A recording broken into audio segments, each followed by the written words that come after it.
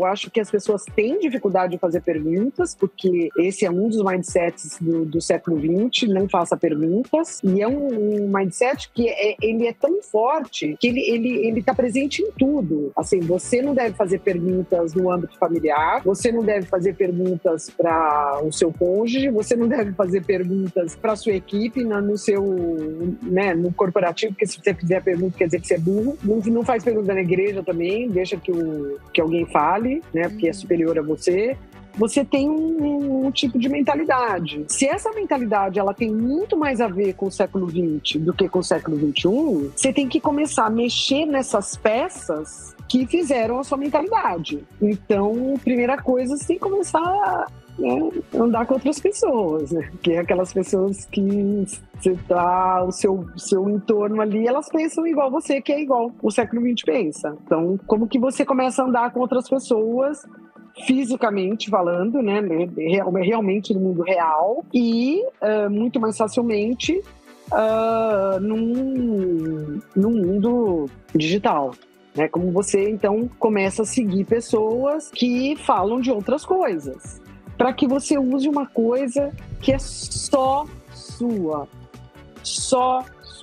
e que é um dos mindsets também do século XX, que é imaginação. A sua imaginação é só sua, e a gente não usa ela, porque imaginar no século XX era coisa de vagabundo. Fiquei imaginando aí, coisa de artista, sabe? Que não tem o que fazer, que não pega no batente. Se tivesse que pegar no batente, você não estava aí imaginando. Entendeu? Esse é o mindset do século XX, e no século XXI é a única arma que você tem. É imaginar o mundo como vai ser para você, para seus filhos, seu neto, seus sobrinhos, seus vizinhos, o mundo que vai ser o seu trabalho.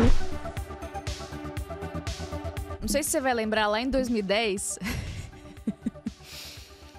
o ET Bilu mandou a gente buscar conhecimento. Qual a sua mensagem para a Terra, Bilu? Apenas que busque conhecimento. Provavelmente você lembra dessa história muito louca da televisão brasileira, mas eu já comecei com esse meme aqui só pra você já ir entrando no clima para a nossa conversa, porque o que ficou do nosso encontro com a Béia Carvalho, pra mim, de mensagem, é que a gente tem que buscar sempre uma mentalidade de aprendizagem. E essa mentalidade tem que perseguir a gente, ela tem que ficar com a gente pra vida inteira. Porque quando a gente pensa em futuro, é isso que a gente tem como missão principal. A Béia Carvalho, ela é palestrante futurista e ela veio contar um pouquinho pra gente sobre quais são esses mindsets, essas mentalidades do futuro. O que será que você precisa pra desenvolver novas mentalidades, hein? O que será que o futuro espera de você? Vamos pro papo, então. Béia Carvalho, seja muito bem-vinda ao 5º Dia Útil Podcast da Carreira. Eu que agradeço, imagina, que coisa boa estar aqui com vocês. Pra gente é um privilégio, direto de Portugal. Eu ia falar isso também. Convidada internacional. Direto de Portugal. Isso, convidada internacional. Convidada internacional, brasileira, mas hoje morando fora. Como é que tá a temperatura aí? Tá gostoso? Não, esse mês de outubro... Pera um pouquinho que eu vou desligar desculpa aí. Vou desligar o meu e-mail, porque fica... Pronto. Não, esse mês de outubro a gente estava falando que, na realidade, o verão... não que não tenha feito calor, assim, mas não fez temperaturas altas, tão altas no verão. Uhum. Então agora tá fazendo hoje tá fazendo 29 graus. Pô, tá quente, pô. Tá quente, a gente tá indo na praia, né? Então tá um outubro. Agora o céu é de outono. Assim, quente tá aqui, né? 40 graus. Bom, nessa cidade que a gente tá aqui no interior. Mas não melhorou essa semana? Melhorou, sim. Melhorou, mas é que eu tô sofrendo ainda. É que a Fer sofre com o calor, mas a gente agora tá com 27 graus. Eu nasci no hemisfério errado, eu acho. Mas eu morei 16 anos da minha vida em Bauru. E assim, eu era super acostumada com o calor, eu não gostava de frio. E fui, assim, grande parte da minha vida, assim, de repente, eu comecei, assim, sei lá, depois de uns 20 e poucos anos, assim, eu comecei a me irritar com a história aquele calor que você transpira, e você tem que trabalhar. E agora, então, eu adoro, assim, também, tempos fresquinhos, eu acho bem mais legal. Muito bom. Acho que são momentos, assim. Talvez uns momentos fresquinhos na hora de você entrar num carro pra ir almoçar fora e depois... Não, eu acho que se calor fosse bom, o inferno não era com fogo, né? Então já começa por aí. O inferno já não era quente, então eu acho que calor não... Uma coisa básica, né? Não, eu curto pra caramba, né? Mas você sabe que isso assim, cada um é diferente mesmo, a gente tem essas percepções. Como que tá sendo morar aí? Béia, já aproveita e conta, como é que você chegou aí? Por que é que você está aí? Não, morar aqui é muito bom, obviamente que depende, né, do que cada pessoa veio fazer, né? Outro dia eu falei com uma amiga, me pediu para eu dar uns conselhos para um casal com 2 filhos que estavam vindo para cá, totalmente desinformados, sem grana, com 2 crianças. Nossa! E depois os caras ainda falaram que estavam fugindo do Brasil por problema de grana, né? Algum problema aí relacionado... Quer dizer, depende de como você está vindo, né? Tem gente... tem muita propaganda, assim, falsa, na realidade falsa, nesses perfis do Instagram. Venha morar em Portugal, quero morar em Portugal, sei lá o quê. Tem um monte desses, né? E assim, venha agora, o governo liberou não sei o quê, por apenas não sei quanto, você passa o mês inteiro e ainda sobra para você, sabe? Tem muita gente que realmente se ilude e cata ali o último dinheiro, alguém empresta, sei lá o quê, vem, o cara rapidamente, assim, ou volta, ou tá na rua, porque sabe, é Europa, você tem que ter um preparo, né? E então, assim, eu estou numa condição mega privilegiada, né? Primeiro que, basicamente, eu não estou trabalhando no mercado, até hoje eu não estou trabalhando no mercado português, né? Então, meu trabalho é para o Brasil.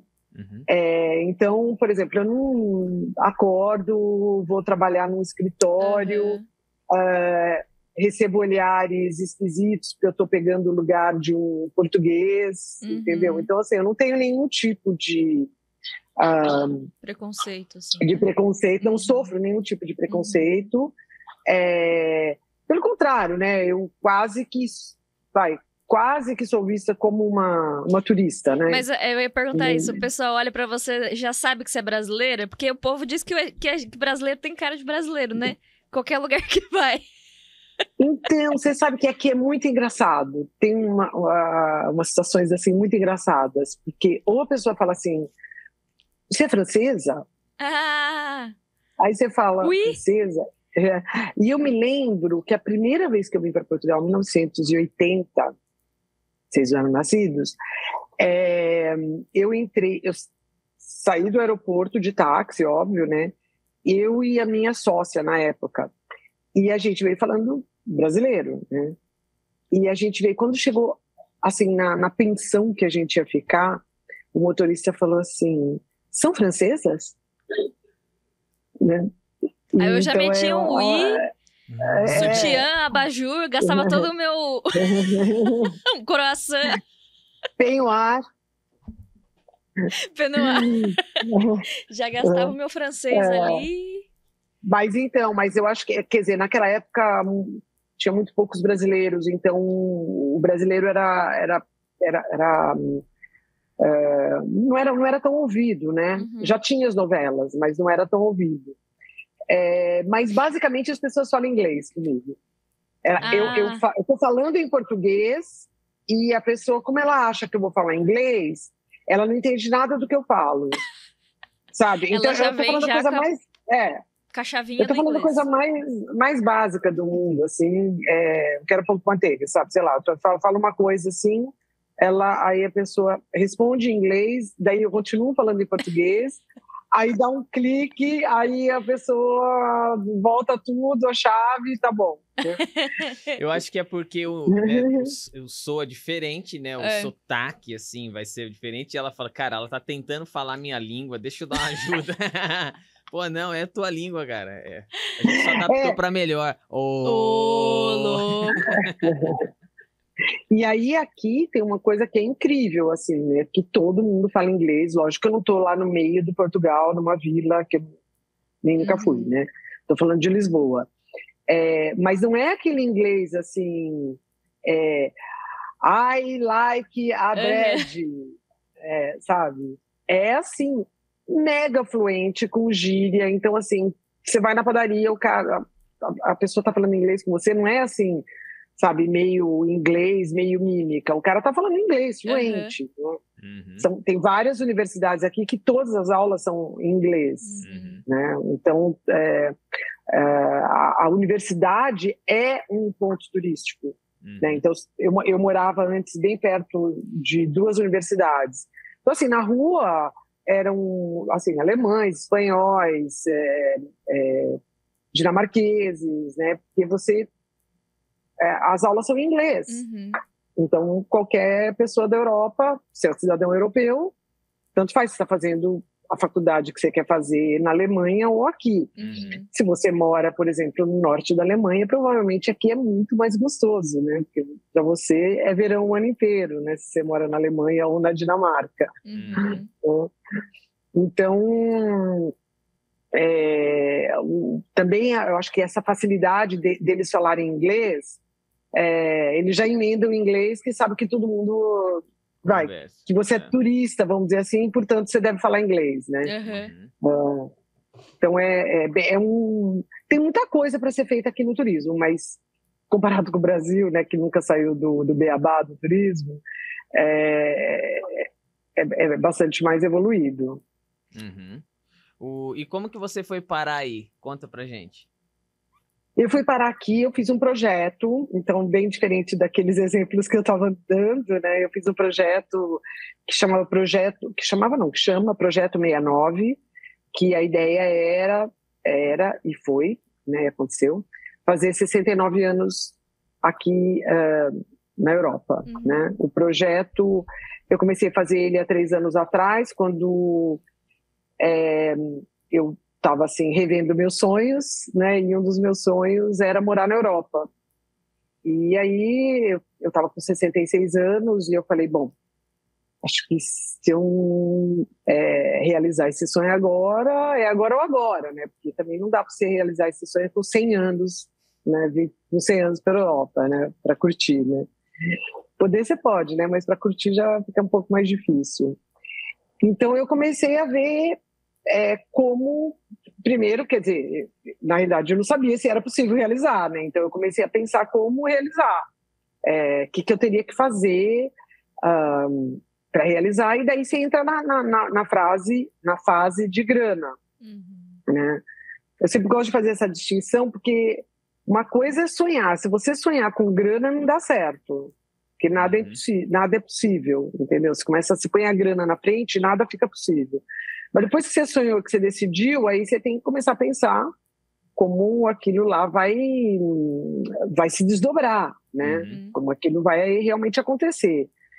E aí eu comecei a pensar de onde que podia vir a grana, né? Então, eu tenho um apartamento próprio, que é o apartamento que eu moro, né? Então, se eu alugasse o apartamento, né? Se eu alugasse o apartamento, eu ia ganhar a grana do aluguel e não ia precisar pagar o condomínio. Então, daí eu tenho uma renda e deixo de gastar alguma coisa, né? Então, você vai catando, desde coisinha pequena ou a coisas grandes. Por exemplo, eu fiz uma pesquisa sobre o seguro-saúde, né? Eu, na minha faixa etária, né, estava pagando mais de R$5.000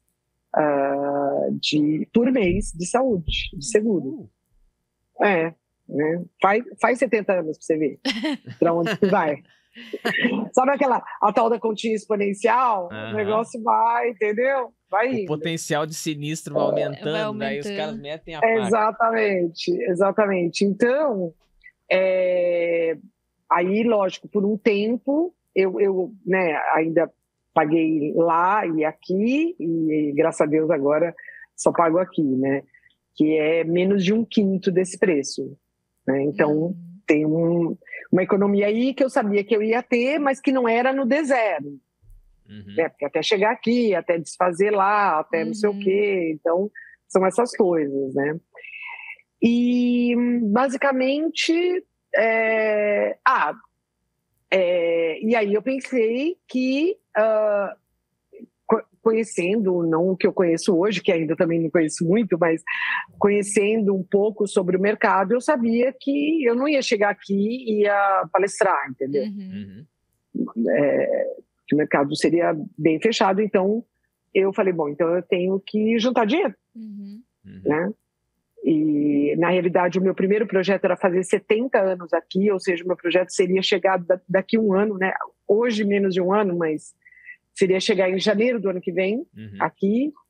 E aí, falando com um amigo que morava aqui, ele falou, que 2024? Vem agora, né?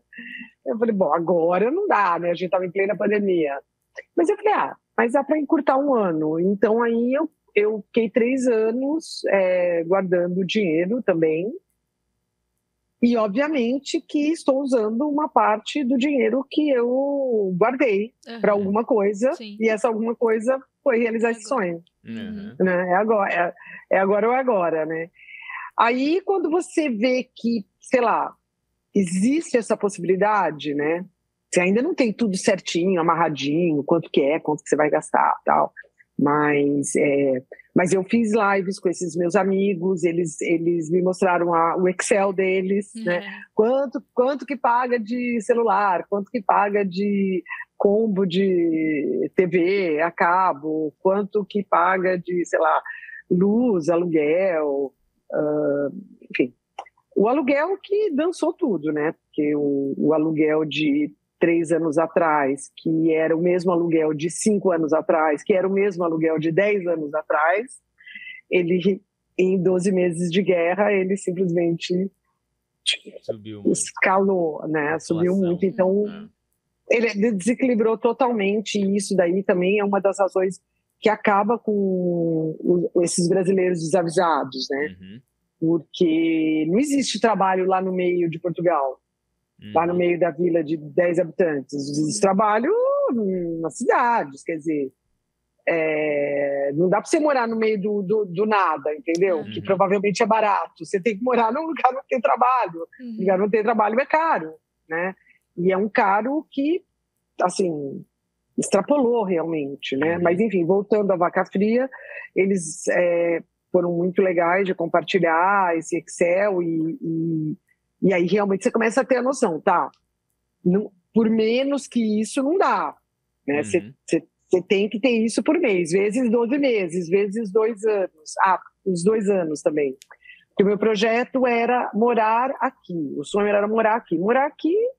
Morar em algum lugar tem que ser 2 anos, senão você não tá morando. Você tá, sei lá, umas férias espichadas, um sabático, sei lá, você não tá morando no lugar, né? Então eu me propus esses 2 anos. Então, daí, quando você faz uma conta, mais ou menos, tal, você fala, eu acho que dá. Daí eu comecei a listar tarefas, e eu listei 300 tarefas. Caramba! Que na realidade foram mais, porque você faz uma coisa, né, você tem que fazer tal coisa, aí ela desmembra em outras, né? Aí você olha, vira 3, assim, então né? E aí você começa a fazer as coisas, e eu comecei a compartilhar isso, né, nas minhas redes, e as pessoas queriam saber quais eram as 300 tarefas. Caramba! Eu compartilhei, assim, coisas que eu já tinha feito, coisas para fazer, mas muitas coisas tiveram a ver com apartamento, porque eu aluguei o apartamento mobiliado, com tudo. Com tudo. Porteira fechada. E um apartamento, para você alugar a porteira fechada, ele tem que ser quase que um hotel, né? Não pode ser as coisas que você tem. De repente, sei lá, você tem 5 jogos de cama, 3 que não servem para nada, né? Vamos ser aqui sinceros, né? Que, né, tem um negócio aqui, tem um furinho aqui, descosturou ali. Então, assim... Tem 2 para visita e aí tem 3 que a gente usa. Então, você tem que ter, sei lá, quantos que você vai ter por quarto, né? Então, o resto... Então, assim, o que eu doei de coisas, cada vez que eu doava, assim... Gerando Falcões, Casas André Luiz, eu falava, não, é a última vez agora, porque foram 5 caixas. A quantidade de coisa que uma pessoa pode guardar é totalmente insano, absurdamente improdutivo, é indecente, é imoral, assim, é um encontro com você mesmo que eu sei que não adianta a gente falar isso se você não tiver uma razão tão forte quanto a que eu tinha, mas eu acho que deveria ser assim, lei, sabe? Que você teria que passar por todos os cantos da sua casa e olhar todas as gavetas, e olhar todos os cantinhos, e olhar lá em cima, e olhar o que tem dentro daquela caixa, sei lá, pelo menos uma vez por ano, porque depois que você faz isso, a sua vida fica tão boa que você quase não quer mais morar na Europa, entendeu? Você fala, nossa, esse apartamento ficou genial, sabe? Quanto ficou espaço! Leve. E tudo funciona, sabe? Porque você só tá com as coisas que funcionam, né? Com as coisas que estão inteiras, com as coisas que funcionam, com as coisas que são bacanas, com as coisas que cabem naquela gaveta, com as coisas, sabe? Então, foi um exercício muito legal, mas assim... para dar uma dimensão da ignorância que a gente tem sobre o acúmulo que a gente tem, a primeira vez eu comprei 3 rolos daquelas fitas adesivas na Calunga, daquele 3 rolos, aquele nega, né? Tipo pump, assim. Aí os 3 rolos acabaram num piscar de olhos, Aí eu já não ia, mas comprava online, né? Comprava caixa, comprei daí 2 rolos de 10. Falei, não, agora... Resolvi. Aí acabou também. Não, eu comprei mais, assim, sei lá, quantos mais rolos de 10. Nossa, virou praticamente investidora da 3M. Era uma coisa, assim, absurda, né? Então, eu não vendi nada, né? Mas eu distribuí ali pelos meus filhos as coisas que, de repente, são coisas legais, mas que não cabe ali, né? Nessa situação onde você está alugando. E alguns amigos, assim, você quer ficar com esse vaso aqui? Eu adoro esse vaso. Então fica. Quem quer ficar com meu ring light? Tal. Pô, aí você trazia as pessoas assim... em casa, os caras já iam assim, já cumprimentando você olhando. Já olhava, esse aqui eu vou querer, esse aqui... Aqui. Tinha que ter etiquetinha, cada amigo tinha uma cor de etiqueta. Quem colasse a etiquetinha primeiro. Mas teve, olha, teve um fotógrafo amigo meu que ele falou assim, e esse monitor aí? Eu tenho um puta do monitor Apple, assim, né? Mas é muito grande. Eu falei, esse monitor, sei, acho que vai ficar aqui. Aí o cara cresceu. Aí ele falou, mas pode ficar comigo? Eu falei, pode. Você carrega direitinho ele, porque carregar aquele monitor é um pé no saco. Aí ele ficou com ele. Então, assim, teve essas coisas, mas a maior parte das coisas, realmente, assim, foi doação de livro também, tudo, né? Enfim... E depois você precisa começar. Daí teve uma coisa super inesperada, que foi a saga do aluguel, né? Eu falei, eu tenho um apartamento muito, muito bacana, assim, muito especial. E eu contactei uma empresa especial, que é a Axp, e eles falaram, olha... O seu apartamento, né, aquela coisa, tem muito potencial, mas ele é um nicho Então você deve colocar ele 6 meses antes de você mudar para alugar, porque Não é fácil. né, não é fácil. Foi exatamente assim. Eu coloquei 6 meses para alugar, a primeira pessoa que chegou alugou. Em 24 horas ele estava alugado. Ou seja, eu tive que procurar um lugar Pra ficar. para morar Aham. durante 5 meses antes de eu viajar. Filha da mãe do conselho do cara, hein? Te complicou lá. E aí, no primeiro momento, foi um choque, né? E depois foi muito legal, porque na realidade eu fiquei num apart-hotel, muito perto da minha casa, então, assim, a vida, né, não mudou muita coisa, mas eu fiquei num lugar que era um pouquinho maior do que o lugar que eu moro hoje. Porque eu mudei num lugar que era um quarto e depois a sala e a cozinha, né? E uma varanda. Uhum. E hoje eu moro num que eles chamam aqui T0, que é um estúdio. Quarto e cozinha tudo junto, né? Uhum. E um belo terraço que eu tenho. Mas então foi um treino, assim, né? Porque eu saí de um apartamento de 3 quartos para esse apart-hotel, Uhum. né? Para 32 metros quadrados, e hoje eu moro num de 25. 25 metros. Agora minha pergunta é a seguinte: você remodelou tua vida. Você pensa em voltar pro Brasil? Ou você falou, cara, eu não quero mais voltar pro Brasil, e agora e você já entende? É esse tamanho Não, mas que você quer ter? Se ela voltar pro Brasil, ela vai ter que passar na casa dos amigos Pegar agora um monitor recolhendo de novo. as coisas. Ó, isso aqui é meu, isso aqui dá licença. Isso daqui é muito meu. Não, mas foi muito rápido, assim. Eu nem tava morando, porque, na realidade, agora vai fazer 3 meses que eu tô nesse apartamento. Você tá há quanto tempo aí total? Eu tô há 8, 8 meses. e dia 1º de outubro, né? Uhum.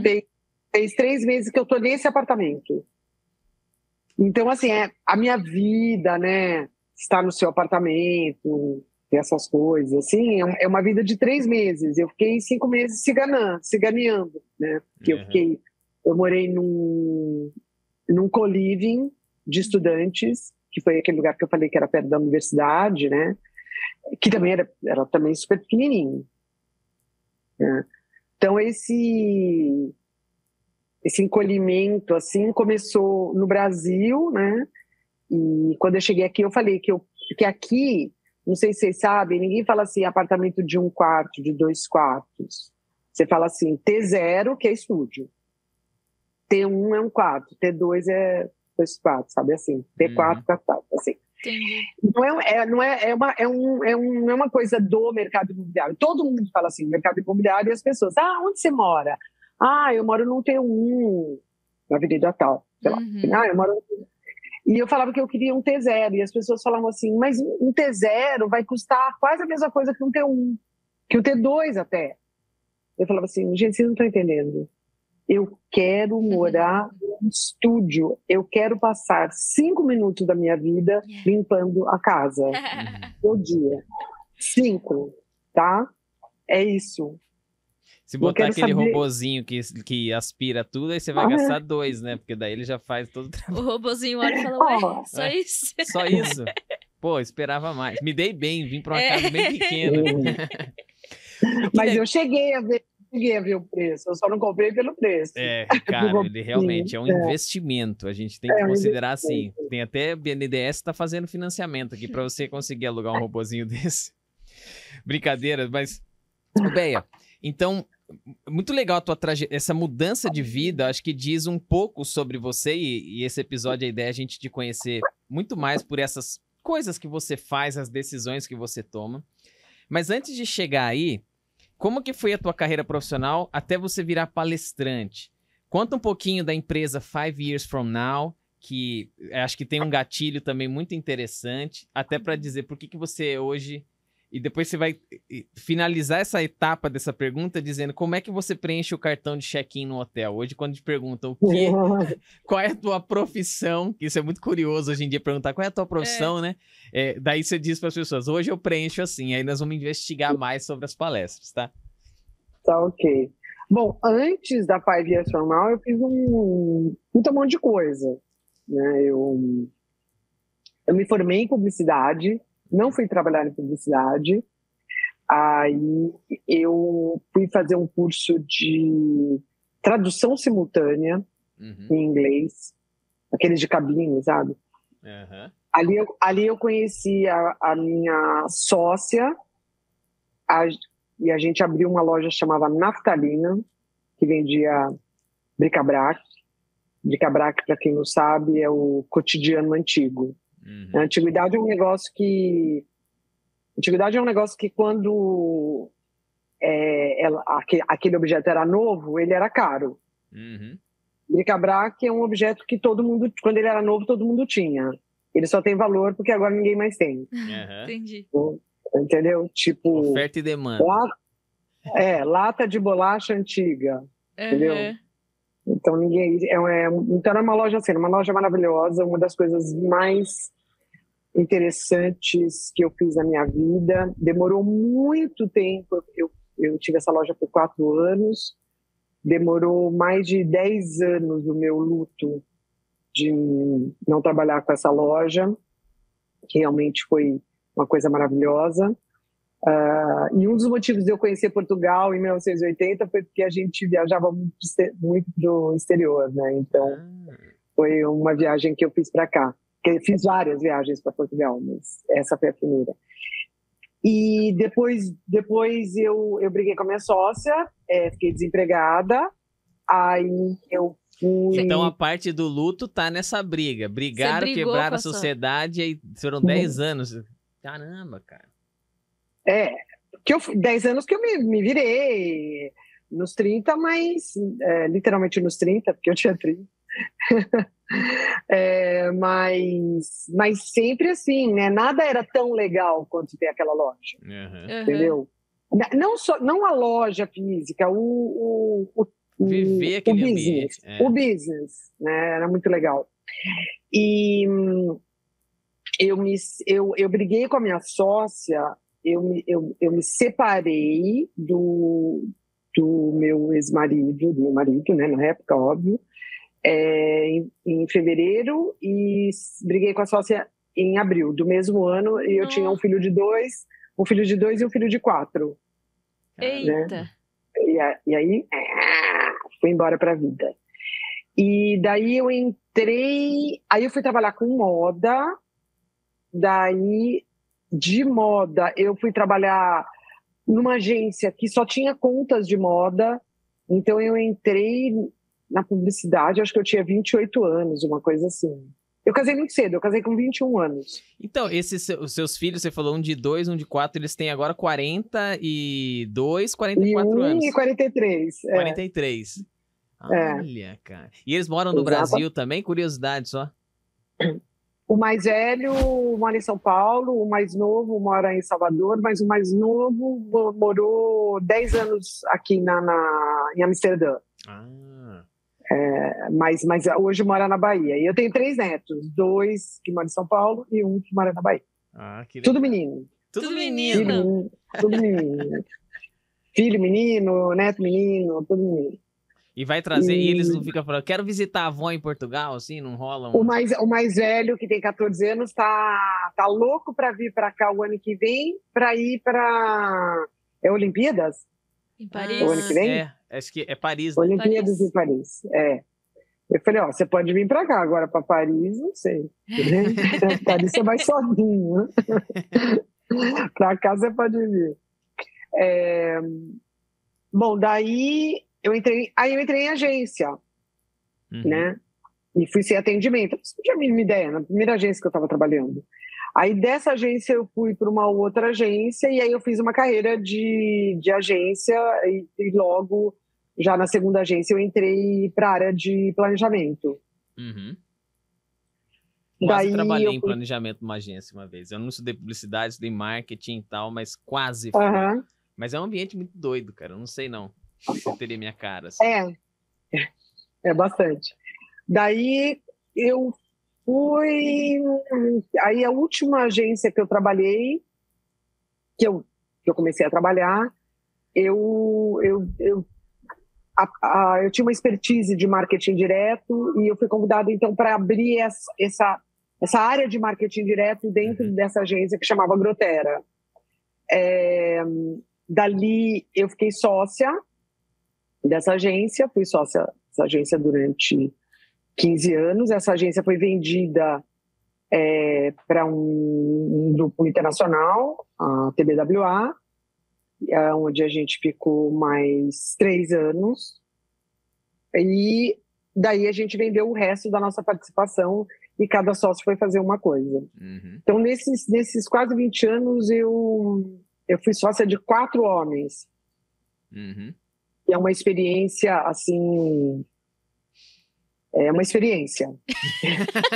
Eu tava só esperando o que vinha. É muito bom a língua, né? Porque assim, você não precisa nem abrir uma descrição para descrever, né? É uma experiência. É o tom, só já dá a mensagem. Experiência. É uma experiência. Porque a gente está falando dessa experiência que é assim, não é hoje, né? Não é você trabalhar hoje com 4 homens que existe todo uma consciência maior, né? Sobre, enfim, todas as questões humanitárias de racismo, de misoginia, de homofobia, né? A gente estava em outros tempos, né? Sim. Então, foi uma experiência realmente.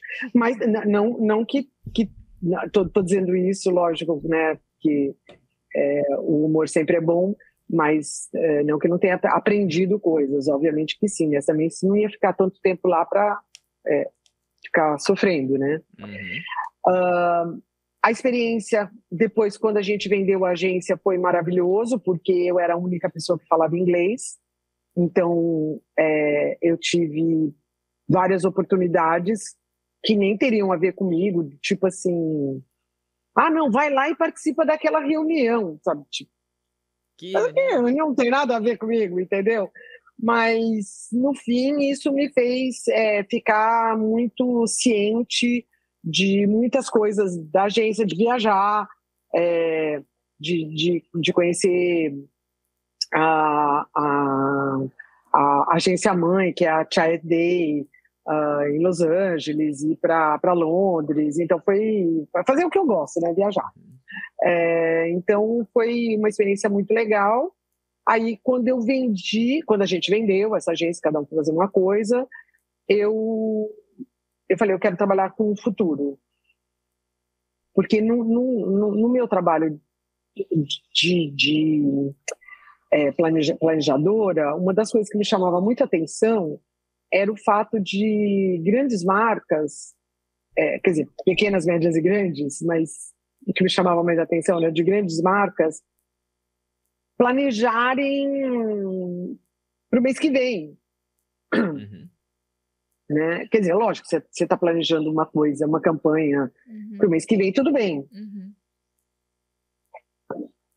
Mas em termos de longevidade da marca, né? Então, às vezes, a marca ia fazer alguma coisa que depois, sei lá, em março do ano que vem, ia ficar complicado, porque ela tinha falado uma coisa aqui e ia falar outra coisa lá, entendeu? Então, assim, e aí as pessoas falavam assim, não, mas você está se preocupando com isso à toa, porque aí lá a gente pensa outra coisa, né? E aí, uma coisa boa é você fazer uma coisa que ninguém está fazendo, né? Porque ninguém estava pensando no futuro. Uma coisa ruim é que se ninguém está pensando e ninguém está fazendo, ninguém está dando a mínima importância. Ou seja, se você tem um negócio baseado no futuro e ninguém está pensando no futuro e ninguém está dando a mínima importância para o futuro, provavelmente, né, no final do ano você vai ganhar zero, certo? Né? Ninguém vai comprar o seu trabalho. Então, hoje é muito fácil eu ver isso, porque, por exemplo, hoje tem um monte de consultorias que fazem o que eu fazia em 2008, 2009, 2010. Eu fiquei com a consultoria por 5 anos, né? Uhum. E o que ela era? Ela era uma coisa muito específica. Ela era um trabalho com os donos do negócio, Uhum. nada coisa de diretor, não. A história era dono do negócio, 2 dias num workshop em profundidade para pensar aonde seus negócios vão estar daqui a 5 anos. Ou seja, como que essa empresa vai estar em 2028. Uhum. Né? E aí foi muito difícil, mas logo um cliente já pediu para eu palestrar. E ele queria que eu falasse, porque eu falei com ele sobre a geração Y, e ele falou, o que é isso? Estamos em 2008, tá, gente? Uhum. Aí eu falei, geração Y, você sabe o que é? Você não sabe não, a geração Y, aquela geração, assim, tal. Ele falou, não, eu não sei, eu acho que as pessoas com quem eu convivo também não sabem o que é, então faz uma palestra para explicar pra gente. Uhum. E por muito tempo, essa palestra que se chamava 5 gerações do mercado de trabalho, a geração Y é o X da questão, que eu falava que o nome da palestra era maior que a palestra, por muito tempo essa foi a minha única palestra, né? Meu único tema de palestra. E aí um dia eu falei, nossa, mas eu sou uma futurista, eu tenho que ter um tema sobre o futuro, um tema sobre inovação, né? Então eu construí esses temas e comecei e palestrava, né? Que são 3 temas que são o mesmo tema, né? Porque não existe inovação se você não pensar no futuro, se você não pensar com as novas gerações, e não existe você pensar em inovação sem as novas gerações, enfim, é o mesmo tema. E como é o nome dela, você me disse, Mindsets do século XXI, você embala assim? Hoje, né? Eu tenho N temas de palestra, mas hoje eu estou concentrada nesse tema que eu acho que também revela assim a minha maturidade como palestrante. Eu acho que eu trago assim o suprassumo do meu pensamento sobre futuro, gerações, diversidade, tecnologia, soft skills, protagonismo. Tá embalado nessa palestra que chama Mindsets do Futuro. Tem um subtítulo que é Chega de inovar no passado, né? Deixa eu te perguntar uma coisa. Esse escolher o futuro é um negócio muito enigmático pra gente, porque todo mundo quer ter acesso a essas informações, mas eu não sei o quanto a gente teria fígado para lidar se a gente soubesse de todas as coisas que estão por vir, né? É muito curioso isso, né? Mas se a gente soubesse de fato o que vão acontecer em X dias pra frente, talvez a gente não conseguiria viver hoje. Isso é um ponto, quero que você conte, já que você vive muito.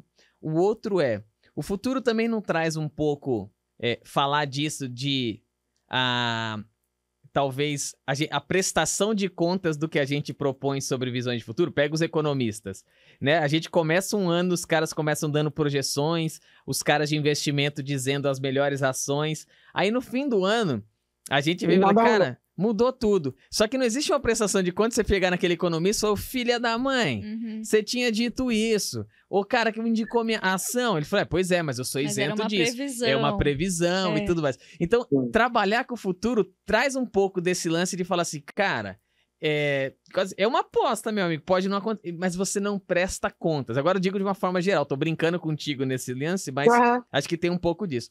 Conta um pouquinho, então, se essa ansiedade que pode nos matar e essa falta de prestação de contas, como é que você lida dentro desse tema, já desmembrando?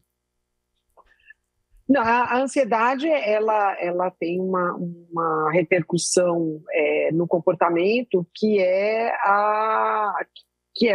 na verdade, o maior problema que a gente encontra, né?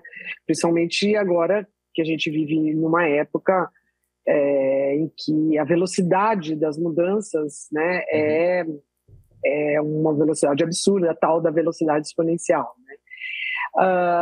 Mas, então, quando você fica, não, eu não quero, nossa, se eu pensar no futuro, eu fico muito ansiosa, tal, aí a resposta a isso é uma negação. Uhum.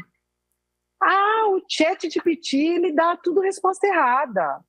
Uhum. Quer dizer, você reduz um negócio, que é um negócio, assim, o maior acontecimento dos últimos tempos da humanidade na seguinte frase: o ChatGPT dá a resposta errada, né? Então, é uma maneira de você falar assim, tá vendo? Sabe, esse negócio de futuro, sabe, isso não vai dar nada. Eu tô aqui, eu manjo aqui, eu tô aqui dentro.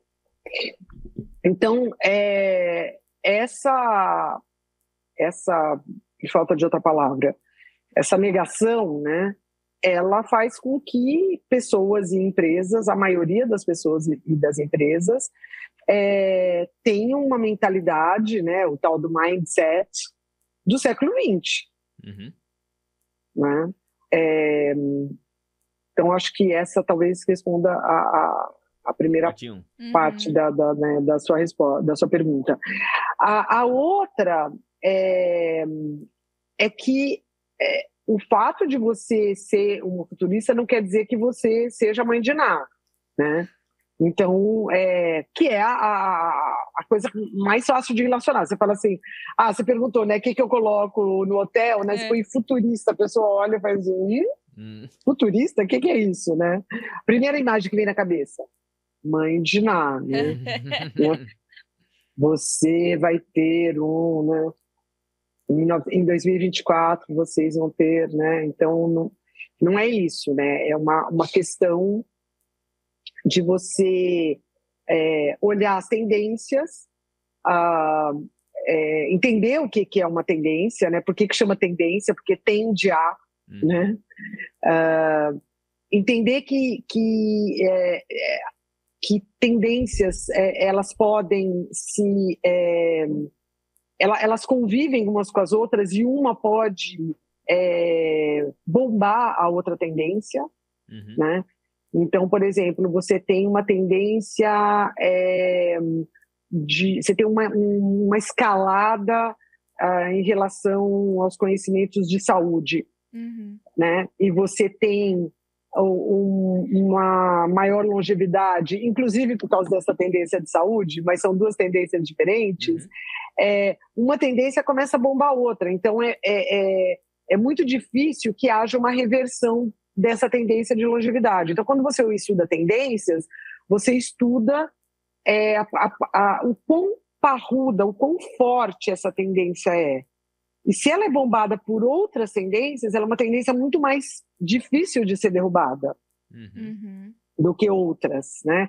Que são chamadas macro tendências, que elas são tão fortes, né, que elas alicerçam vários movimentos, vários comportamentos. Então, quando você está diante das tendências, você está analisando, olha, então, se essa tendência aqui tem uma possibilidade de rolar em tanto tempo e essa daqui em tanto tempo, quer dizer, o que isso significa para o mercado de trabalho, o que isso significa para os jovens, o que isso significa para as pessoas de tal geração, o que isso significa para quem vende tal coisa, para quem compra tal coisa, né? Para quem planta tal coisa, né? Então, é muito mais no sentido de você relacionar conhecimentos, relacionar tendências, do que você falar, eu vejo que daqui 5 anos nós teremos, entendeu? Você acha que a melhor forma da gente falar de futuro é a gente falar de comportamentos, assim? Porque eu vejo que é muito difícil a gente prever o que vem. Vou falar prever agora, porque eu vejo mais ou menos como se fosse isso, assim, é muito difícil a gente adivinhar o que vem por aí.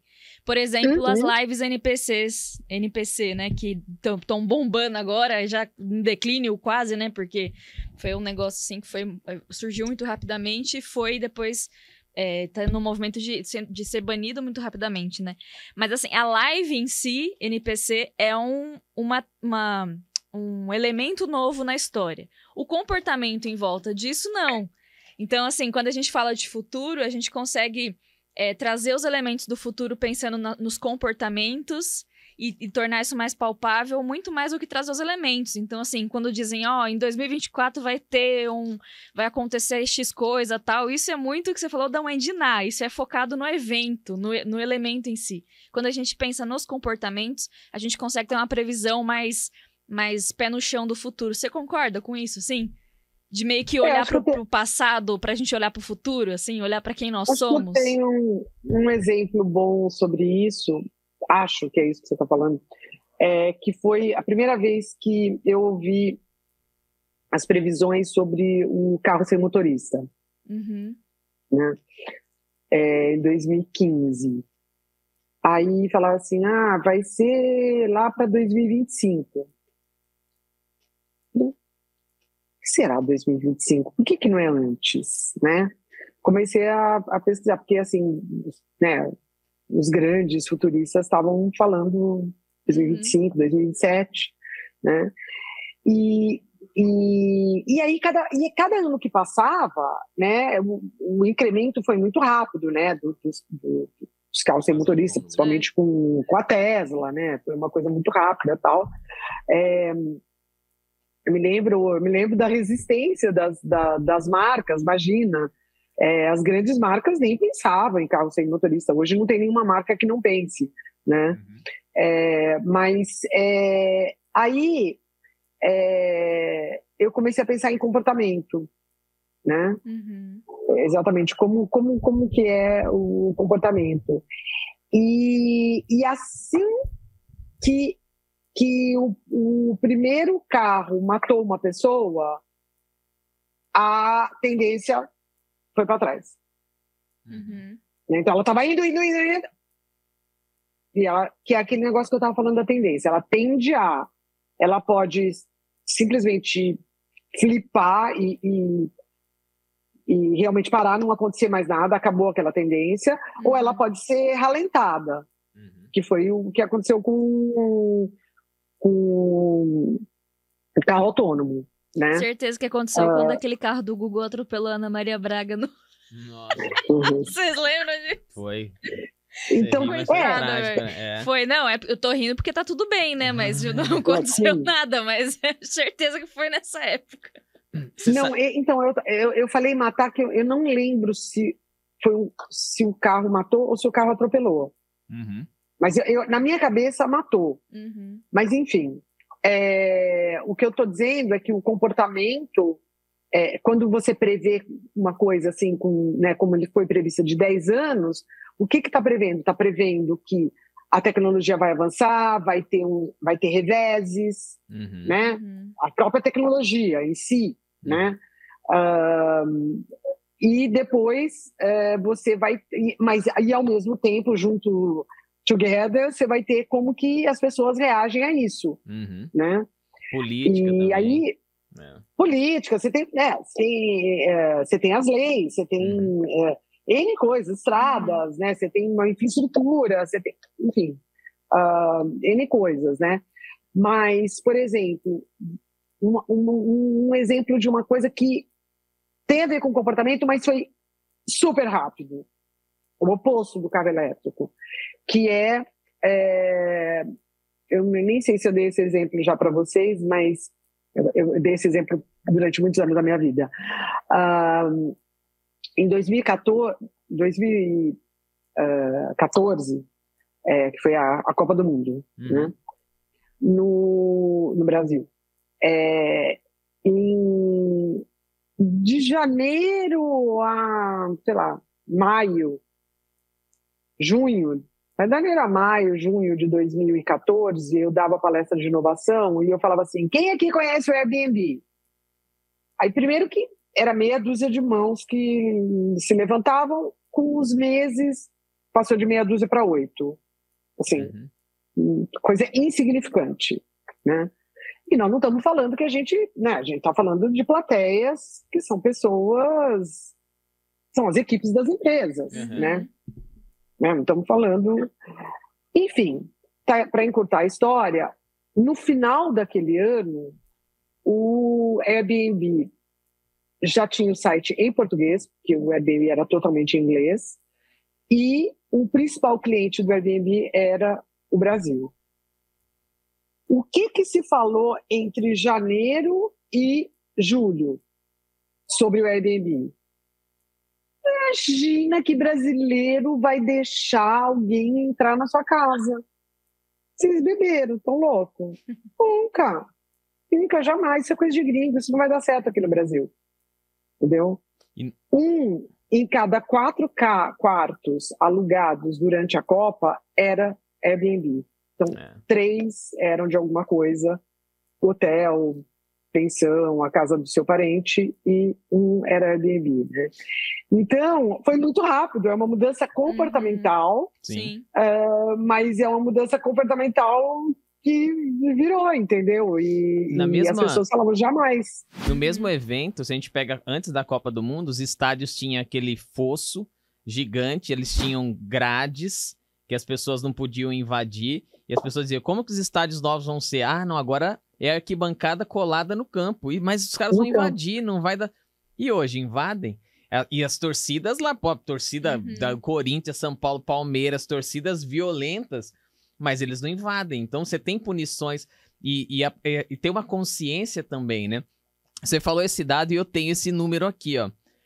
Atingir 1 milhão de usuários. O Netflix levou 3 anos e meio, o Airbnb 2 anos e meio, o Facebook demorou 10 meses, o Spotify 5 meses, o Instagram 2 meses e meio, o iPhone 74 dias e o ChatGPT 5 dias.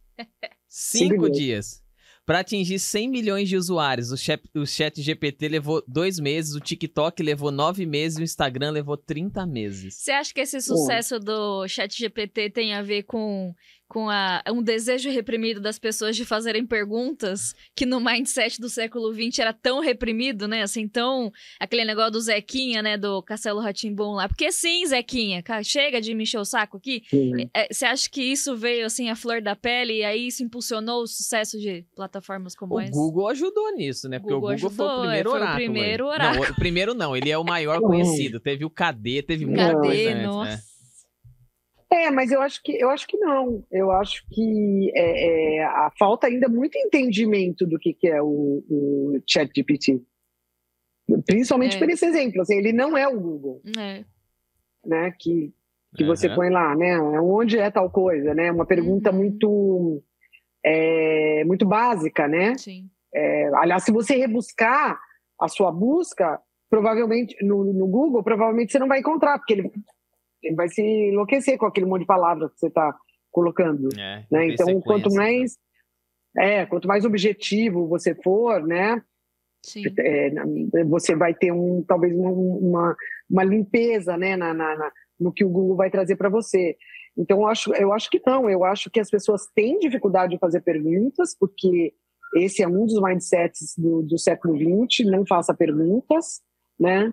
E é um mindset que ele é tão forte que ele está presente em tudo. Assim, você não deve fazer perguntas no âmbito familiar, você não deve fazer perguntas para o seu cônjuge, você não deve fazer perguntas para a sua equipe, no corporativo, porque se você fizer a pergunta quer dizer que você é burro, né?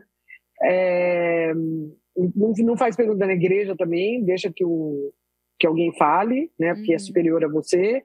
Então, assim, nós não sabemos fazer perguntas.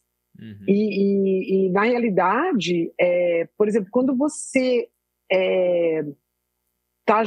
tem algumas pessoas, por exemplo, que elas se irritam comigo, porque quando você quer caminhar para o futuro, uma das formas de você caminhar para o futuro é fazer perguntas. E as pessoas querem as respostas. Elas não querem fazer perguntas. Né?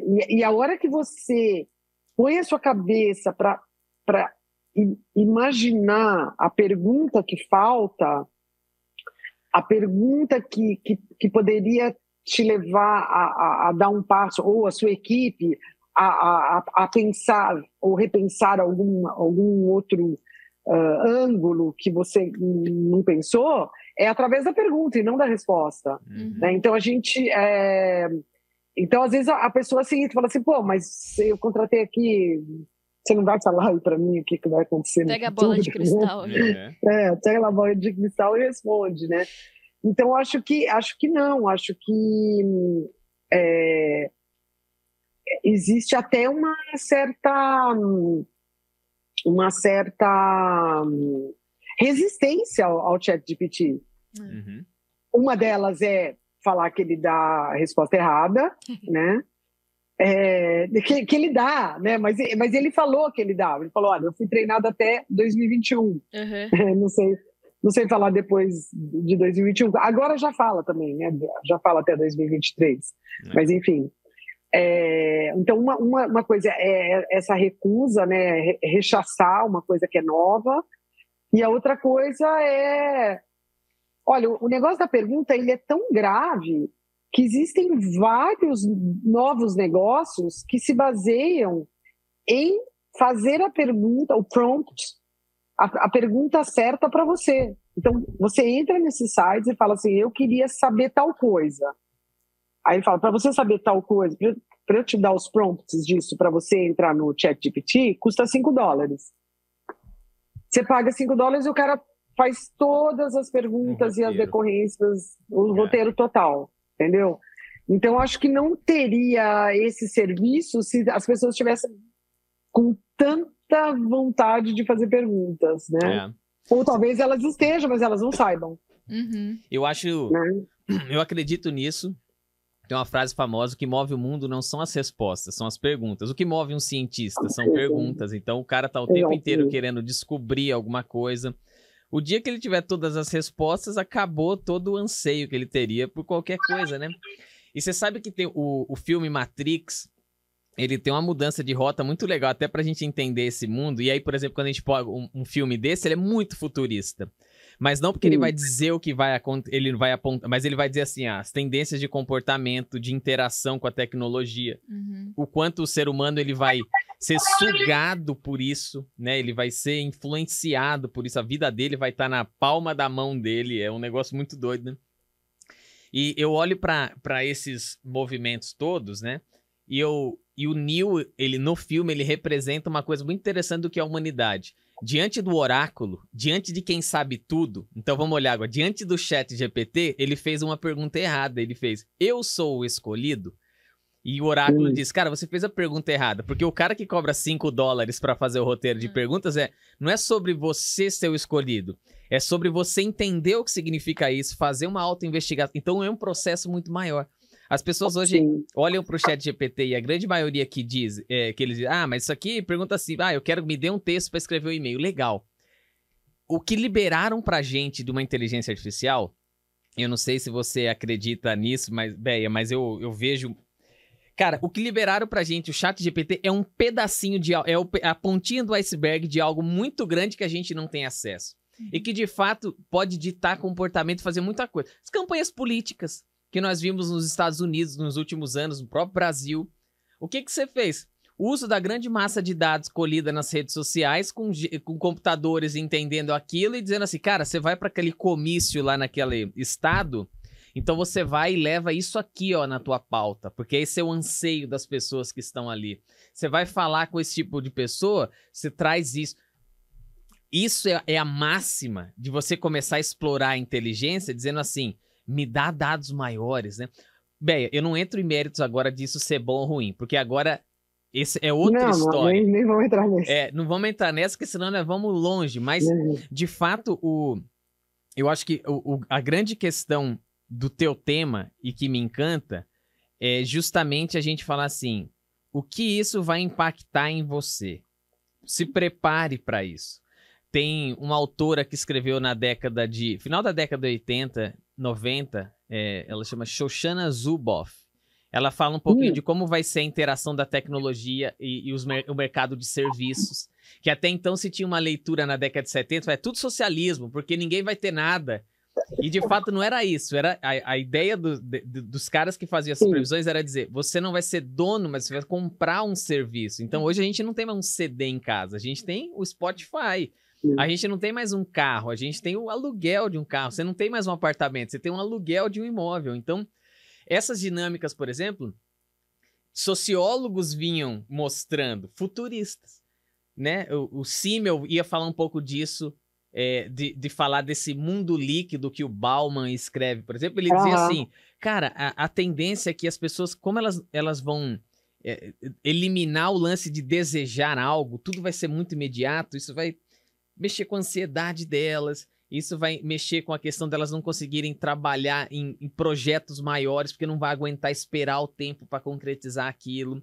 Não vai respeitar a natureza, porque a gente precisa comer agora. Então, bota produto químico nessa terra para ela dar lá, sabe? Você conseguir fazer safras e mais safras sem que ela descanse. Cara, isso é muito doido. Eu tô falando isso tudo pra você porque eu fiz uma pergunta e eu quero que, nesse ponto de inteligência artificial, você dê a tua conclusão, que foi, tem um estado americano que voltou atrás no mapeamento de faces que eles faziam na rua. A tendência, aí eu pego o teu gancho, a tendência mostra o quê, cara? Usa disso, segurança pra tua cidade, pro teu país, pro teu estado, mapeia teu... Só que o que gera do outro lado? Que é a história do carro autodirigido. Né? Do autodirigido, né? O que vem também de racismo? Quem são os rostos ou estilos de roupas que são mapeados como algo em potencial perigoso? E quão perigoso é isso? Os caras deram um passo atrás e falaram, não, aqui a gente não usa mais a inteligência artificial para mapear o rosto de ninguém. Então, deram o privilégio da liberdade, né? Cara, é muito político esse tema. Então, entrar nesse ponto, dá essa pitada final pra gente no que diz futuro com relação à inteligência artificial. O que você pensa? Pra gente também caminhar sobre inovação e gerações, que eu sei que você tem muito a contribuir pra gente. É que você tocou aí, né, no lado de política, por exemplo, se você pensar o que a inteligência artificial ajudou na política de 4 anos atrás, 6 anos atrás, é coisa de bebê, né? Não é nem infância, né? Assim, totalmente... A evolução, ela é muito rápida, né? Então, essa... Deixa eu ver. Que você tocou em tantos assuntos, mas eu só queria deixar claro que que você falou de você não ter, mas você usufruir, né? Você colocou muitos assuntos juntos, né? Então, assim, em relação à inteligência artificial, eu acho que o ponto que nós estamos agora é um ponto de você ter mais pessoas realmente entendendo o que é uma coisa que cresce exponencialmente 10 vezes, né? Então, o ChatGPT 3 é 10 vezes mais potente que o 2. O 3,5, o 4 também, e o 5 também. Então, a gente o ser humano ele não consegue pensar em termos exponenciais, porque tudo na nossa vida é linear, né? E a gente tá numa era em que as mudanças são exponenciais. Então, isso daí já é um grande problema, porque a gente consegue ver as coisas hoje, mas não consegue ver como elas evoluem exponencialmente. Porque, por exemplo, várias coisas do seu dia a dia não evoluem exponencialmente. Então, além da gente ter uma dificuldade, o nosso dia a dia não muda exponencialmente. Né? O máximo que você fala é assim, porra, eu nem vi construir esse edifício de 35 andares, entendeu? Que não foi exponencial, mas já é um negócio assim, você fala, pô, eu passei, por mim eu passei ontem aqui, não vi esse prédio, né? Então, tem essa dificuldade grande, e por conta dessa dificuldade, a inteligência artificial fica muito na mão de poucos, né? Sim. Tem um outro detalhe, que esse poucos também não inclui o governo, que nos governa. É verdade. Né? Então, o que acontece? do que o governo está falando hoje no Brasil? De anistia para eles não pagarem multa, os governantes não pagarem multa,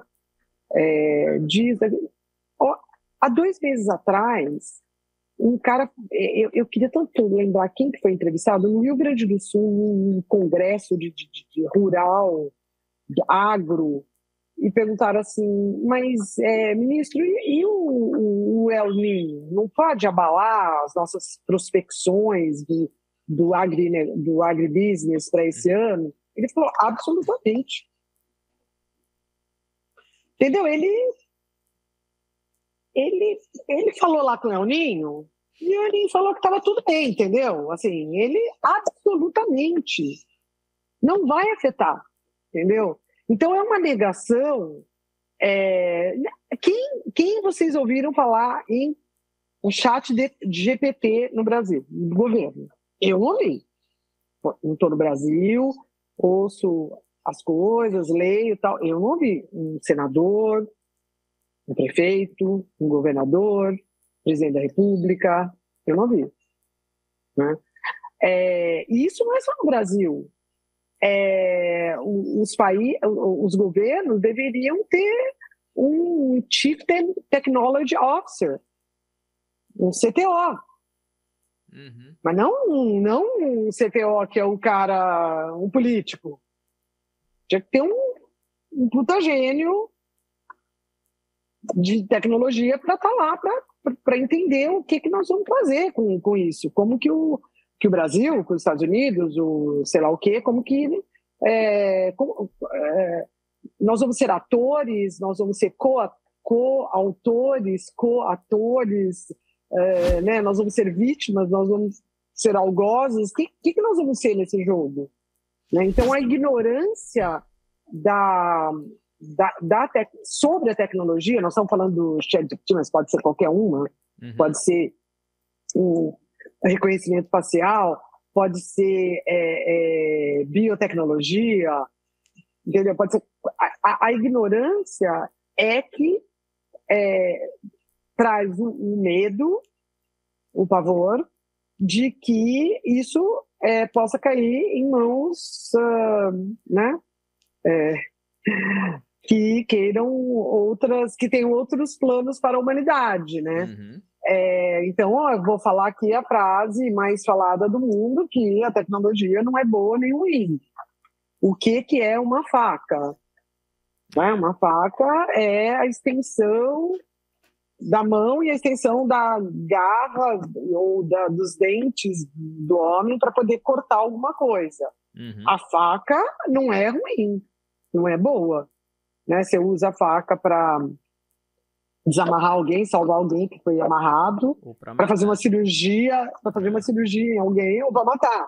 Né? É a mesma coisa com o ChatGPT.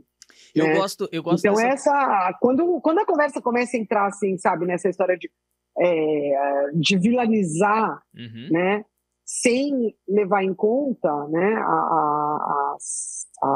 as características, né, quer dizer, não é a tecnologia que é vilã, né, mas como que a gente é um ator nisso tudo, é a mesma coisa. Quando alguém fala, olha, aqui nessa cidade não pode ter reconhecimento facial, tem a ver com um pouco de conhecimento sobre isso.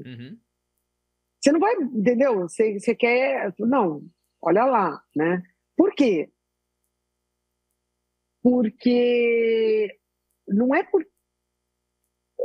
Talvez a pessoa saiba como essa tecnologia foi treinada. Talvez ela desconfie como ela foi treinada. Bom, ela deve ter sido treinada por homens brancos, né? Que são, né? Então pode haver misoginia aí, pode haver racismo, pode haver preconceito, pode haver capacitismo, pode haver um monte de coisa que nós não queremos, né? Sim. Então isso precisa você dar um passo para o futuro para você poder ter esse tipo de conversa. Concordo. Sim. Entendeu? Para você ter esse tipo de conversa de que alguém treinou, que teve modelos, esses modelos foram apresentados e aquele modelo foi, olha, você acertou, então ele teve um reforço, não, você errou, então volta 5 casinhas para trás, né? Até você aprender. Então isso daí exige que você queira saber sobre tecnologia, sobre uma tecnologia. É o que eu falo nas minhas palestras. São tantas coisas, né, novas. Você gosta de biotecnologia? Não. Ótimo. Tem mais um monte de coisa para você aprender. Você gosta de robótica? Você gosta de... Sabe? Você não precisa aprender um negócio que você odeia, não é isso. Mas começa com alguma coisa que não existia no século XX. Esse negócio que alguém, quanto mais você sabe sobre, por exemplo, que baniram o reconhecimento facial, porque provavelmente entendem o que isso significa, o que tá por trás e tal. Pra mim, assim, o exemplo mais prático que eu tenho é meu cunhado, que ele é desenvolvedor e ele cobre a câmera do computador. Ele só faz pesquisa na janela anônima. Porque ele entende como que a tecnologia funciona e quais são. Então, quanto mais você entende, mais cuidados você tem com aquilo, né? Então, mais você vai usar aquilo com um receio. Então, tipo, ele não fica falando um monte de coisa pra Alexa, ele não fica... Porque ele entende qual que é o mecanismo, né? Então, acho que mais ou menos por aí. Por exemplo, mostrar a criança nas redes sociais. Muito. Né? Se você souber um pouquinho, você não mostra, né? Tem aí vários dados sobre a pedofilia, como que essas crianças são traqueadas, né? Enfim, saber alguma coisa, procurar saber, né? Não estou falando que você é um as naquela história, mas sair de um mundo que não é mais o seu mundo. A terceira década do século XXI, sabe? Olha para o seu cartão de crédito, vê a validade dele. Eu tenho um que é válido até 2029 e um que é válido até 2030. Sabe? Não é válido até 2001, sabe? Até 2024. É 2030. Essa é a década que você está vivendo. Né? Essa década tem outras coisas. Tem outras estradas, sabe? Tem outras pessoas. Tem 2 novas gerações. Tem a geração Z, tem a geração A. Tem novas formas de resolver coisas, novas formas de se relacionar com pessoas. Tem novos movimentos. Né? Você olha para essa década que se iniciou agora, 2021, e veja quantos movimentos, não que começaram nessa década, mas quantos movimentos maduros existem, né? Não só Black Lives Matter, Me Too, todos os movimentos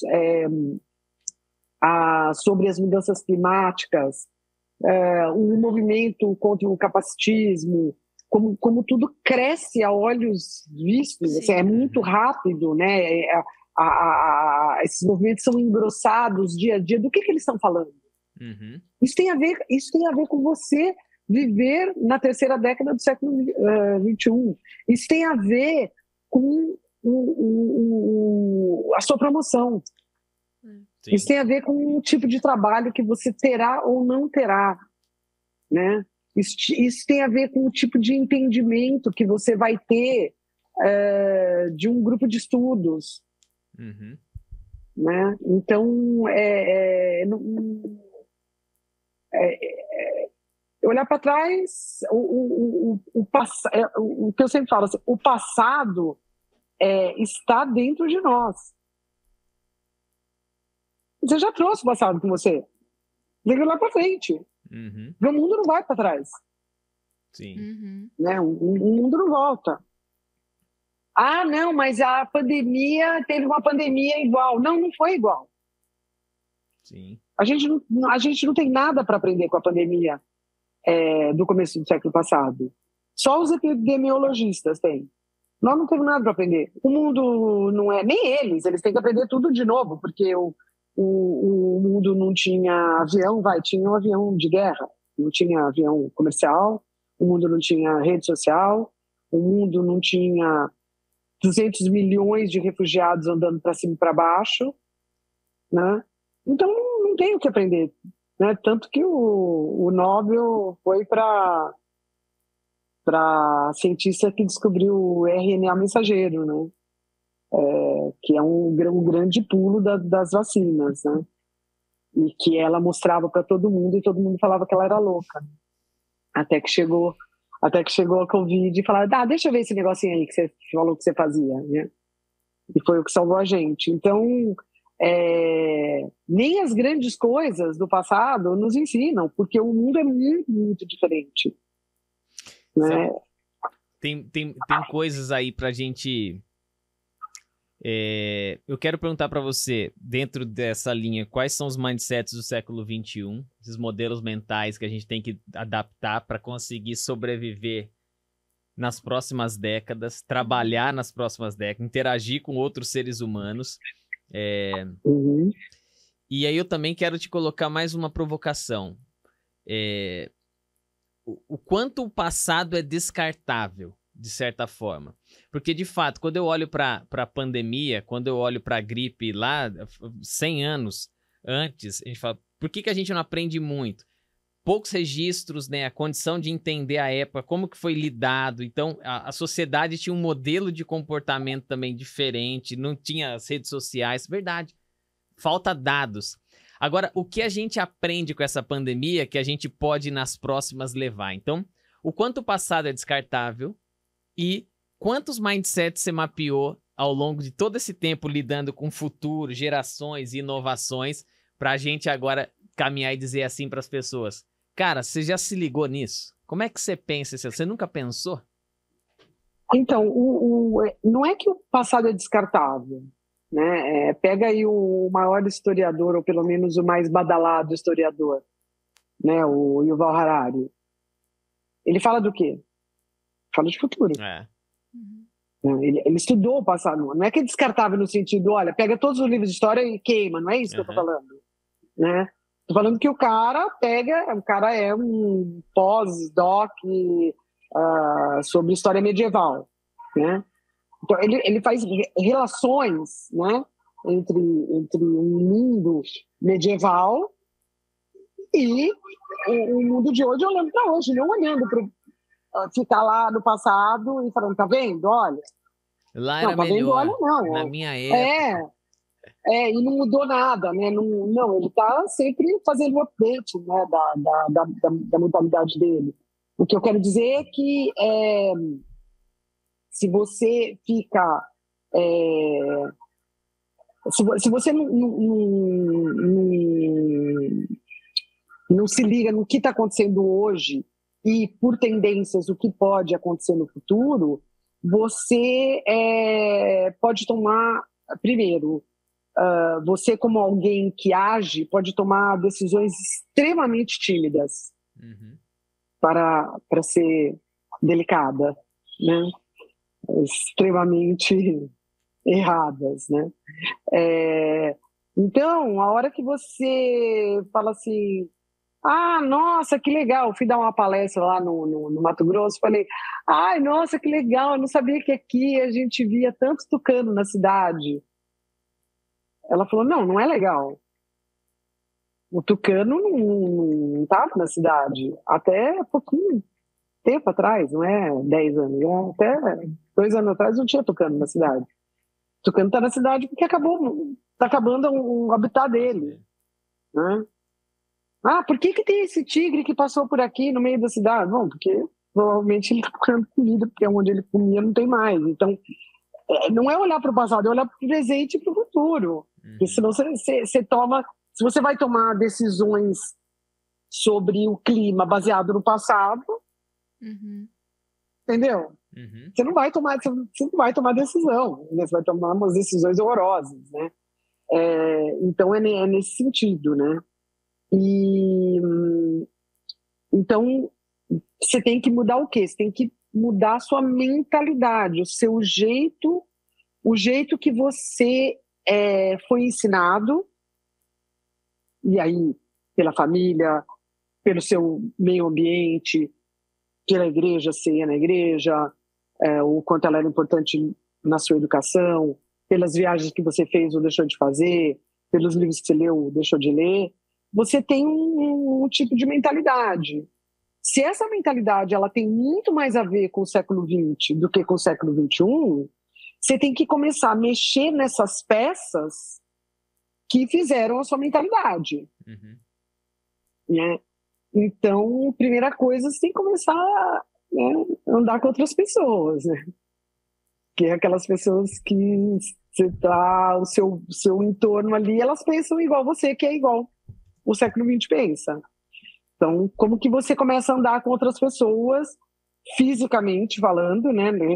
Realmente no mundo real, e muito mais facilmente num mundo digital, né? Como você, então, começa a seguir pessoas que falam de outras coisas. O que é misoginia? Eu não sei o que é. Eu ouço e não sei o que é. Eu sei, mas eu não sei por que estão falando tanto. Começa a seguir as pessoas que falam sobre isso. Põe lá, hashtag misoginia, vê quantas pessoas estão falando sobre isso. O que é racismo? Quem são as pessoas que estão falando sobre isso, que são porta-vozes, mulheres maravilhosas, homens maravilhosos? Quem que são os grandes expoentes da comunidade LGBTQIA+P? O que eles estão falando? É verdade mesmo que uma pessoa trans morre por dia no Brasil? É verdade. Se você não sabia, é verdade. Né? Mas por que não sai no jornal? Boa pergunta. Por que não sai no jornal? Porque pode parecer que é mentira. Que um dado como esse deveria sair no jornal todo dia. Hoje é 4 de outubro de 2023, já foram assassinados pessoas trans no Brasil. Não sai por quê? Tem a ver com mindset. Nós não queremos falar sobre isso, né? Nós queremos falar sobre outras coisas. Então, a gente tem que começar a mudar o nosso entorno. Né? É o livro que a gente vai ler, o próximo. Eu não leio livros, então eu fico catando podcasters que falem de coisas diferentes do que as pessoas estão falando. Eu agora estou fazendo uma série só de pessoas que falam inteligentemente sobre inteligência artificial, porque eu cansei de ouvir gente falar merda sobre inteligência artificial. Então, comecei a ouvir pessoas que falam inteligentemente sobre inteligência artificial e estou compartilhando o que eu estou aprendendo, né? Uhum. É assim, não vai... Né? Não tem uma escola que vai te ensinar, porque a escola está no século XIX, né? Não no XX. Aí a escola está lá, aí esquece, né? Mas um mindset é esse. Você tem filhos, sobrinhos, netos, que escola que eles estão? Eles estão aprendendo tabuada? Você imagina o que vai ser útil para eles em 2040? Saber a tabuada, né? Que eles estão aprendendo? Isso é fazer perguntas sobre o mindset, né? Porque eu, por exemplo, tenho 70 anos. Se eu viver bastante, eu vou viver mais 30. Uma criança de 5... Olha o mundão que ela tem pela frente. Sim. O que você está ensinando para ela? Você está ensinando ela a viver legal em 1950, 1970. É um crime que você está cometendo, na realidade, né? Contra vamos falar aí de brasileiros, contra a nação brasileira do futuro próximo e longínquo, né? Então, dá trabalho. Isso dá trabalho mudar de mindset, mas é muito melhor, porque você conhece pessoas maravilhosas, pessoas que excitam a sua mente, pessoas que incitam a sua mente Pessoas que te levam a outras pessoas e outros assuntos que também incitam e excitam sua mente, para que você use uma coisa que é só sua. Só sua.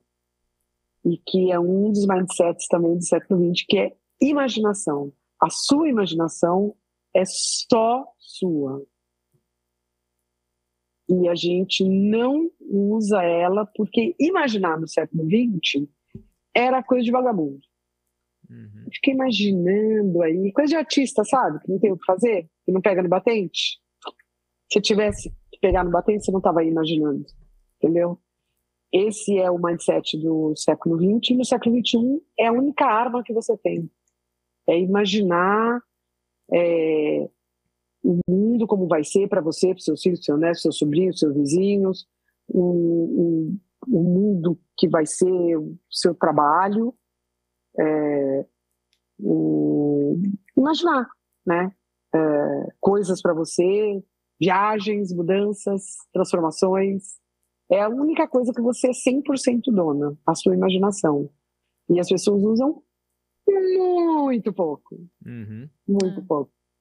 Quantos são os mindsets que você trabalha nessa palestra? Você tem um número exato ou você vai passando por eles, assim, como a gente está fazendo agora? Tem alguns que são sempre presentes, né? O mindset da educação, né? Educação, a gente tem que aprender e se educar até o último dia das nossas vidas. O mindset do século XX a educação tem um ponto final. Né? Ponto final pode ser terceiro grau, pode ser a faculdade, pode ser o mestrado, pode ser o doutorado, pode ser o pós-doutorado, mas tem um ponto final. Né? No século XXI, aprender não tem ponto final. Então, aonde você está nesse mindset? Né? Você está no mindset, eu tenho mestrado, estou bem? Né? Ou você está no mindset que, putz, eu preciso aprender um monte de coisa, porque eu não tô conseguindo. E também tem esse negócio, eu sou uma pessoa que fala inglês desde 18 anos. Né? O Brasil é um dos países que mais tem dificuldade de falar inglês. Né? Existem 40 países antes de nós que têm mais facilidade do que a gente falar inglês. E aí a gente fala assim de lifelong learning, ninguém sabe, ninguém tem a mínima ideia do que seja isso.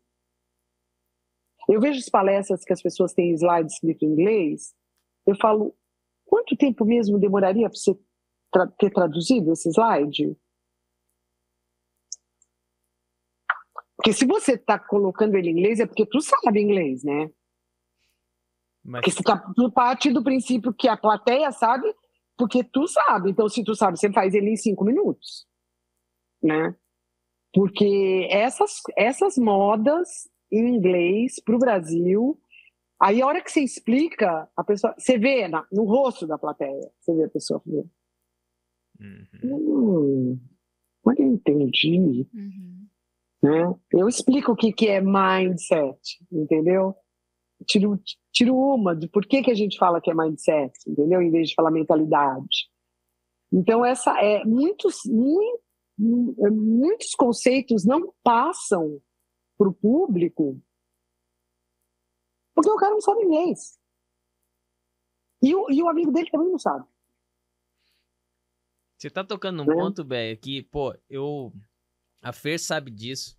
Tipo, eu faço muitas críticas a gente usar conceitos em inglês. Tanto é que eu fiquei falando modelos mentais. A gente começa a discutir, porque, de fato, quando você é um palestrante, o que você quer? Você quer passar a tua mensagem da melhor forma para o público. As pessoas que usam muita coisa em inglês, e eu noto, principalmente nos ambientes corporativos, a gente conversa, que é uma codificação. É quase que ele quer colocar uma condição de exclusividade que ele tem e que ele, de fato, não quer que você saiba. Então ele fala aquele monte de coisa pra te excluir, dizer assim, ó, cara, você tá nesse mundo, você não sabe o que eu tô falando, eu tô num mundo acima, como você é. E eu acho tão ridículo, às vezes, que a pessoa... Cara, a gente já teve muito convidado. O cara fala assim, é porque eu tive uma opportunity na minha empresa, e eu falo, porra, bicho, Precisa uma disso? Instagrammer que fala sobre isso, né? Que ela é hilária, ela só fala direto isso, você morre de rir, ela é maravilhosa. Quem que é essa aí? A Fer deve eu não conhecer, consigo gosta... lembrar o nome dela. Depois não a gente vai consigo lembrar procurar o nome pra dela. ajudar. Eu gosto de rir com isso, que eu falo assim, cara... Ela é maravilhosa.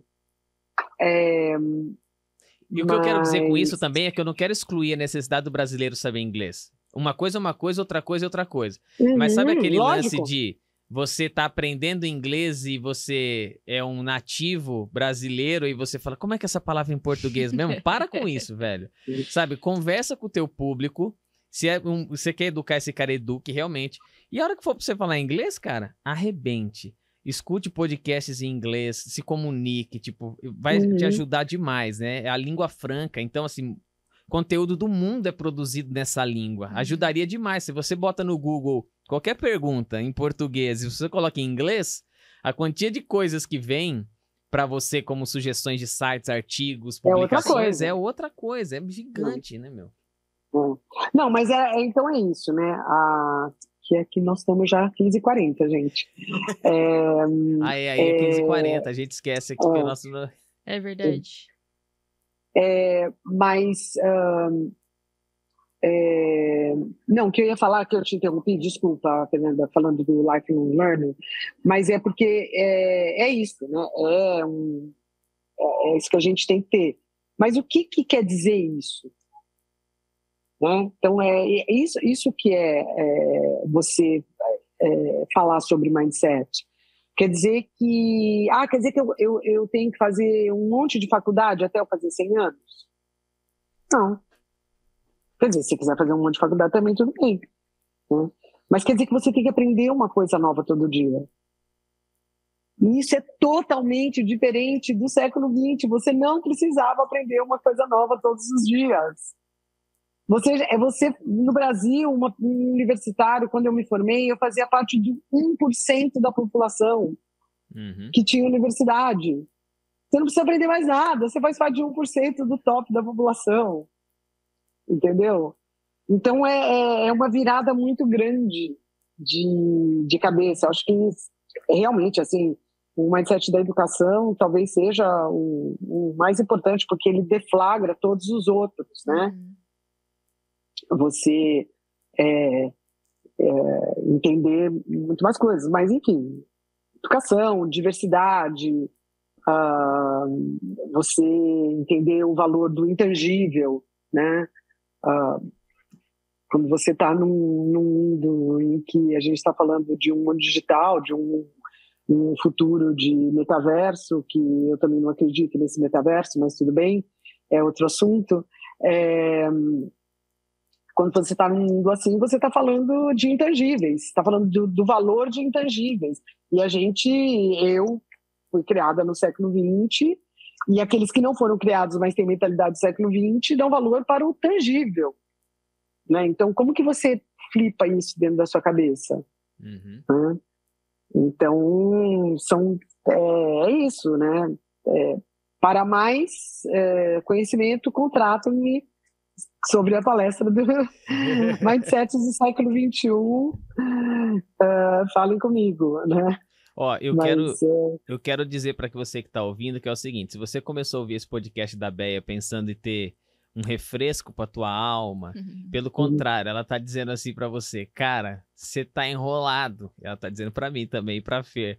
Mas o lance é a gente não para, mas não tem como, assim, a condição das coisas, a velocidade com que as coisas estão, é uma habilidade enorme a gente conseguir lidar com esse lance de aprender uma coisa nova todo dia. O cérebro nosso não foi feito para isso também, né? O filho da mãe, ele quer poupar energia porque ele acha que tem leão correndo atrás da gente todo dia. Pois é um desafio, mas assim, o que eu acho é que quando a gente reveste essas tarefas de coisas árduas, sabe? Uma tarefa é uma tarefa, né? Quando você reveste isso de árduo, vira um peso que você fala, vai de retro, sabe? Não quero saber disso. Vou continuar curtindo aqui, uma boa. Entendeu? Então, assim, no caso do Brasil, voltando só para pegar no pé de novo da história, Você pega uma tarefa, põe um nome em inglês, entendeu? Para você explicar esse nome em inglês, você fala outro nome em inglês, e você não explica o que é lifelong learning. Entendeu? Você não explica o que é. Que não é que você vai ter que ler 10 livros, é que você tem que aprender alguma coisa. Entendeu? Pode ser aprender a fazer pão, gente. Pode ser aprender coisas, pôr a sua cabeça no modo, tô aprendendo. Já aprendi, vou aprender mais. Entendeu? É isso. Não tem... O século XXI é um século de flexibilidade. Entendeu? De maleabilidade. Tudo que for rígido, você fala assim, como que eu vou fazer isso ser móvel, ser mole? Quanto mais maleável, mais você está no século XXI. Entendeu? E mais fácil será o seu passo, o seu aprendizado. Quanto mais rígido, mais dolorido, mais difícil será. Entendeu? É o lance da resiliência, né? O João traduz resiliência como enverga, mas não quebra. É muito legal isso, porque tem um jeito mais legal de explicar essa palavra, do tipo assim, o que vai ser, o que é o presente hoje? É a gente ter condição de ter essa mobilidade. Muitas coisas vão nos envergar, mas a gente não pode quebrar, e a gente também tem que ter condição. É um viaduto que balança, mas não cai, ele precisa ter esse tipo de coisa, que se ele fosse rígido, ele ia para baixo, né? Bem, eu te agradeço muito por esse momento com a gente. Eu agradeço também, foi muito bom, o tempo voou, é que como eu tô aqui à tarde, já tem um monte de coisa que tá chegando aqui no meu computador. Não, mas fica tranquilo que a gente vai te deixar à vontade, te agradece demais mesmo por esse momento, você ter aberto o espaço da agenda pra gente. Imagina, a hora que esse podcast for publicado, divulga nas suas redes também, a gente vai divulgar do lado de cá. Com prazer. Você que tá ouvindo também, se você curtiu essa ideia, se isso te provocou, manda pra longe. Provoca muita gente que tá perto de você, porque esse assunto é extremamente importante. Não é à toa que a gente traz um podcast de uma empresa de remuneração para abrir a mente do cara de remuneração e falar assim, cara, sai dessa caixa e vem explorar aqui um universo de possibilidade. Obrigado, Bey. Eu queria terminar falando uma coisa que eu acho bastante importante, principalmente para o mundo corporativo, mas melhor, serve para qualquer coisa. Mas é que, em geral, quando a gente está falando de se transformar, transformar uma mindset, transformar qualquer coisa, a gente sempre aponta o outro, entendeu? Porque aquele cara ali, ele é meio preguiçoso, aquele cara ali não sei o quê, aquela mulher ali não sei o quê, aquela garota. Você é o máximo. Entendeu? Você não precisa se transformar. Você é muito bom. Quem precisa se transformar são as outras pessoas da sua equipe. Quem precisa se transformar são as outras pessoas da sua família. Quem precisa se transformar são os seus amigos. Entendeu? Você é foda. Entendeu? Você é inteligente, puta líder, sabe tudo, tem uma puta experiência. Hashtag só que não, né? Você só transforma as pessoas, por consequência, né, transformar aí uma pequena parte do mundo, ou pode também sonhar em mudar o mundo inteiro, né? Usa a sua imaginação, mas você só transforma qualquer coisa se você se transformar. A transformação começa dentro de você. Ninguém também está falando de transformar de A a Z num dia, né? Mas pode ser a menor coisa do mundo, pode ser hoje começar limpando uma gaveta, né? Para voltar ao começo da nossa conversa, mas contínuo, né?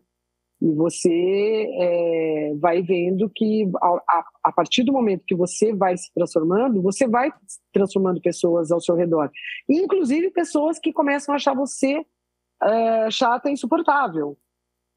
Porque agora você é outra pessoa. Você era um amigo, agora você se transformou e passou a ser um outro amigo. Que na cabeça do seu amigo pode ser que você se transformou em uma pessoa mais legal ou menos legal, né? Se ele achou que você ficou menos legal, então você vai procurar outra turma, né? Mas a transformação ela começa dentro de você. E, pode parecer assim, uma frase piegas, mas é isso, você começa mexendo suas pecinhas, né? No seu corpo, na sua cabeça, na sua casa, na sua mesa de trabalho, dentro do seu computador, o site que você está seguindo, a pessoa que você está... começa dentro de você, né? E aí a coisa vai expandindo e tomando outras proporções. Concordo. É isso. Muito obrigado pelas palavras e é uma boa reflexão. Com certeza. Excelente. Béia, te agradecemos muito pela presença mais uma vez. Hein? Obrigada, Béia. Beijo, Até obrigada. o próximo Tchau. episódio. Tchau! Até o próximo episódio.